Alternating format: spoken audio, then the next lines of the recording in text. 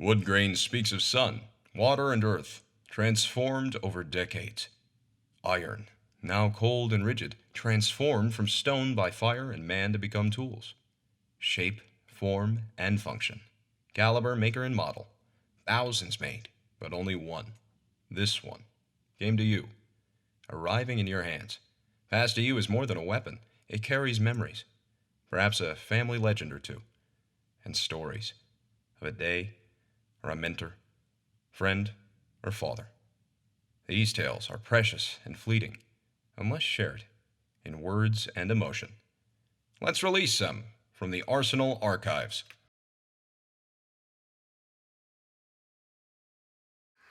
Welcome to another episode of Arsenal Archives. I'm Mike Porter. I'm your host here. And this episode is about shotguns. And the shotgun that I've got here to show you is a Winchester 97 model, which was my father's favorite shotgun until the point where the stock cracked so much that he had to tape it up with electrical tape. I guess that's an option. Needless to say, this one hasn't been in action for some time.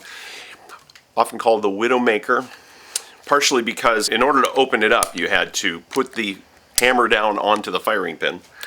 And you also have to make sure that you don't hit your hand with that bolt as it comes back. But as you can see, this weapon operationally is still pretty good, except for that little problem with the handle. Nice light gun, but probably not something I'm going to be carrying in the woods anytime soon. So let's hear from some other people about stories of shotguns that they love.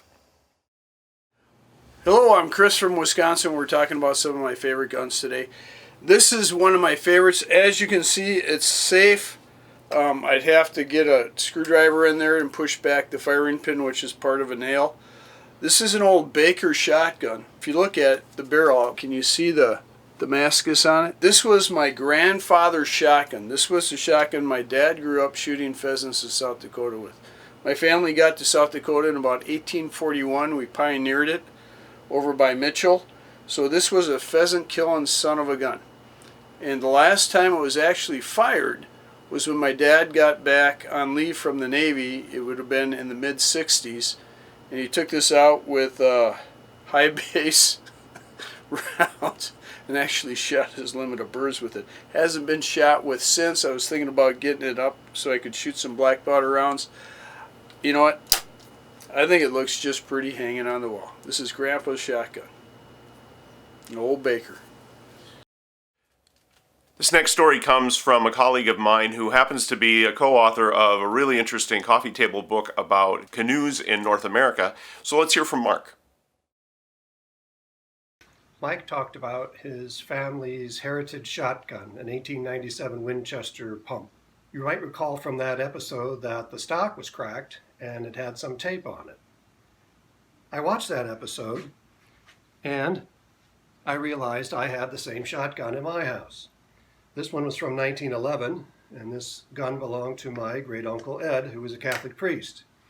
Mike and I got to talking, and before you know it, this gun found a new home. This gun was originally, at least as far as I can tell, bought by my great-uncle Ed when he was a teenager. He was a priest, as I mentioned, and he loved to hunt and fish. This was his duck and pheasant gun. It's a 12 gauge with a 30-inch barrel, which was standard for Winchester in those days. And it eventually came down the family tree to me. My great-uncle probably paid about $30 or so for it as a teenager. This gun is a standard model, and it was built for abuse, but it's in pretty good shape for 109 years old. You know, Mike's story about his family's shotgun really resonated with me, and I was happy to make sure that this gun found a new home. Plus, I get visitation rights. Well, as Mark mentioned, his shotgun has now come to be part of my arsenal, and with it the stories that come from his family and connect to mine. And now I'll have the opportunity to actually try out the favorite shotgun type that was my father's. So with that, thanks for watching this episode of Arsenal Archives. Tune in again.